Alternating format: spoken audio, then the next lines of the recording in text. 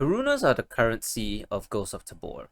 It lets you buy important items in the market such as guns, ammo crafting equipment, armors and backpacks, bunker upgrades and bunker essentials, food, water, health items, and you name it. So naturally, Karunas are one of the most important items to have in the game. And today, we will be going over the numerous different ways to obtain Karunas in Ghost of Tabor. Who's gonna carry the boat? The most common way you'll be getting Karunas is by selling loot that you find and take out of raid. Loot in Tabor varies in value from as much as a possible 250k from electronic wallets to a measly 10 Karunas from a money stack. So naturally, it is important to prioritize taking high value items out of raid. And so, we will be categorizing the loot types into 4 different types. The junk items, the streamer/special items, the consumables, and the weapon attachments. Junk loot is defined as loot that mostly serves no purpose except to be sold. These are the most common types of loot you will find in boxes and crates in raid. Certain items to note in this category will be items such as electronic wallets, hack tools, the various PC parts such as CPUs, RAMs, SSDs, and power supplies, walkie-talkies, and power banks.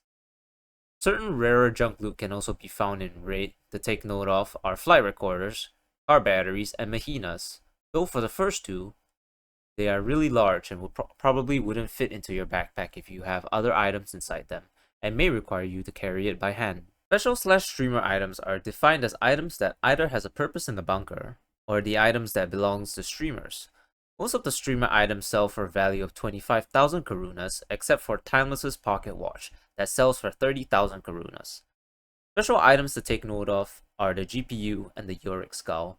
While they each sell for 47.5k Karunas and 25k Karunas respectively, the GPU can instead be slotted into the intel room to generate Karunas at a set Karunas per minute as long as your bunker's power is on.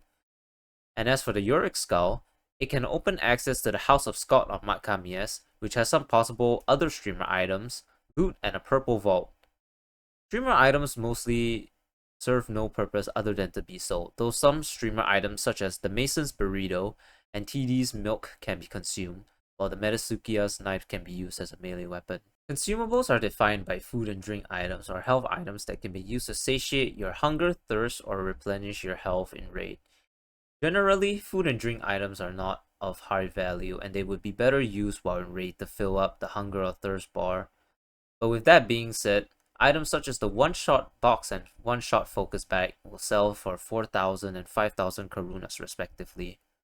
The water bottles are also a good thing to carry out of raid as they sell from the plastic bottle having 1,250 Karunas to the canteen selling for 2,500 Karunas. And the canned food, excluding the cat food and the fish curry, all sell for 1,000 Karunas or more. As for the health items, like the food and drink items, it is generally not recommended to sell them as they are more valuable being used in raid than selling them.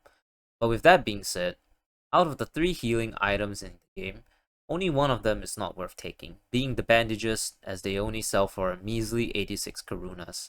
However, the NRSs sell for a respectable 2,500 Karunas, and the Promodol box, which can have varying amounts of Promodol injectors inside, sell for 1,250 Karunas for the box, and 300 per injector, which means a Promodol box with 4 injectors will sell for 2,450 Karunas, only 50 Karunas below the NRS.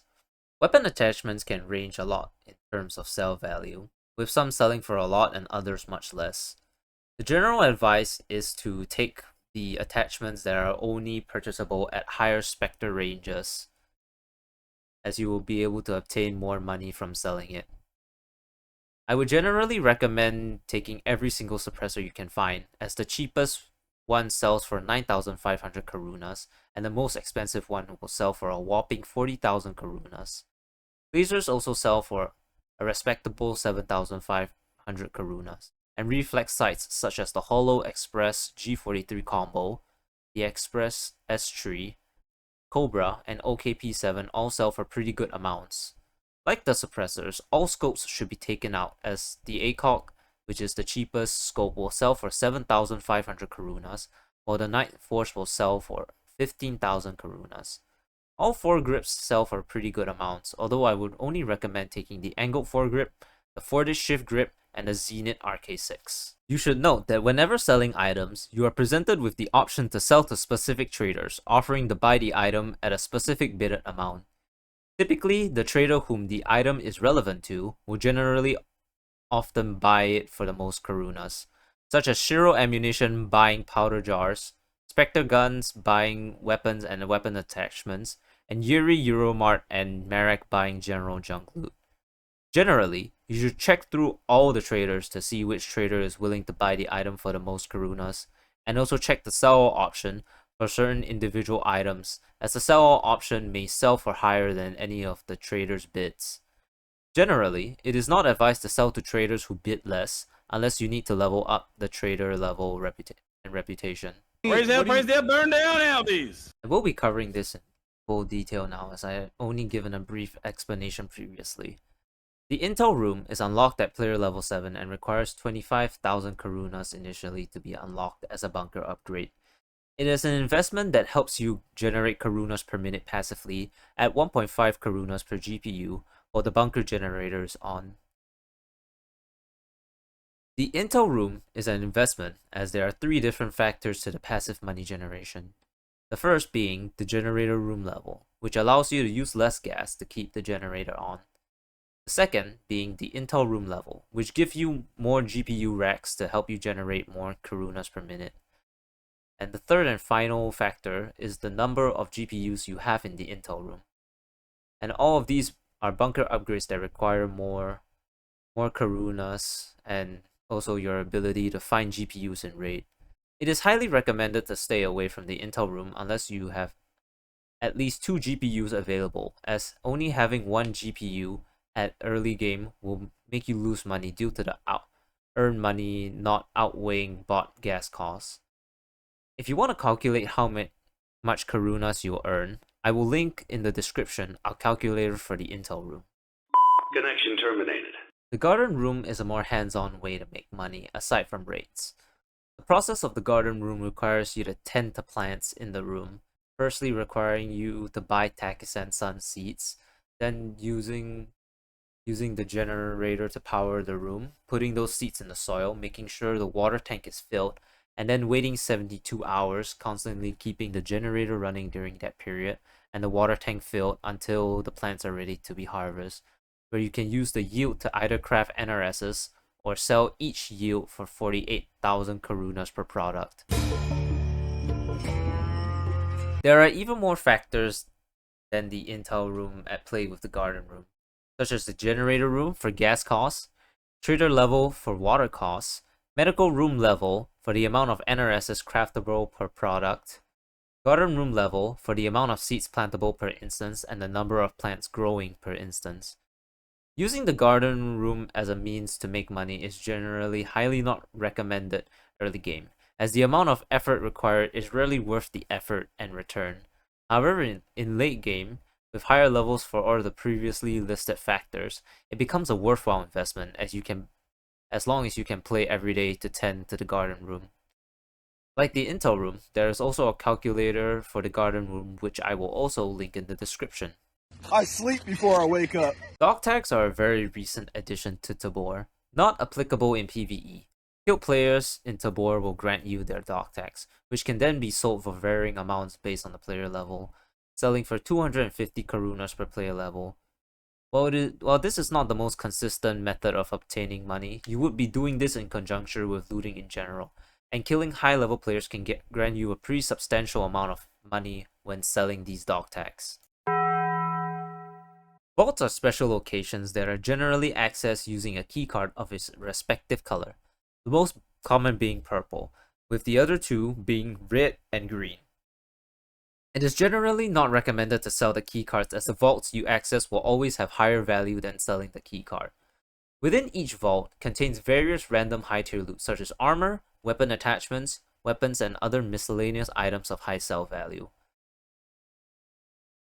While it is generally not recommended or possible to exfil with all the loot in the vault, recognizing what is valuable will help you maximize profit from vaults. Every vault has varying amounts of containers and crates, and while they always turn a profit as compared to selling the key card, some have very diminishing returns as compared to the others.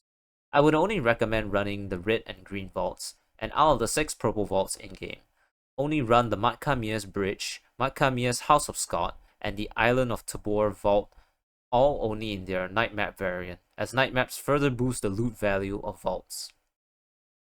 Now, on to obtaining the key cards in question.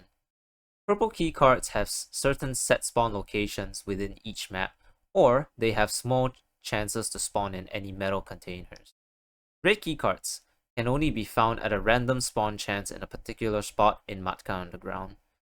The green key card is the most dangerous to obtain, as it only drops from the Collector, a boss that randomly spawns on Matkamiya's. It is incredibly difficult to kill early game due to the lack of armor-piercing ammunition and good armor. Finally, we have the other most common moneymaker, quests and tasks. These are objectives that you can select from the different traders in the center screen before entering a raid. Upon completion, you can go back to said screen and claim them, which will give you the respective trader's reputation and karunas. Quests also adds on to that and gives you varying items such as weapons, attachments, consumables, and sometimes even GPUs. Quests and tasks are important as they not only give you karunas upon completion, but also increase your trader reputation level so that you can buy better equipment for your raids. You also want to check your quests and tasks before and after each raid to claim any completed ones and cycle in new ones to keep up a consistent karuna gain. I cannot specifically state any quests or tasks that you should do, as it all depends on the trader that you want to level up. For example, if you want to unlock more guns, prioritize Spectre quests. And if you want better armor, do Minty quests, and so on and so forth. I will say that for late game, assuming that you have level 5 on all the important traders, do the task given by the Merchant of Death and Marek, as their task gives way more money than the other traders at level 5 upon completing their tasks. As for the quests, likewise prioritize whichever trader you want to level up at a time. I would recommend selecting tasks based on the ability to complete them with as little raids as possible in mind.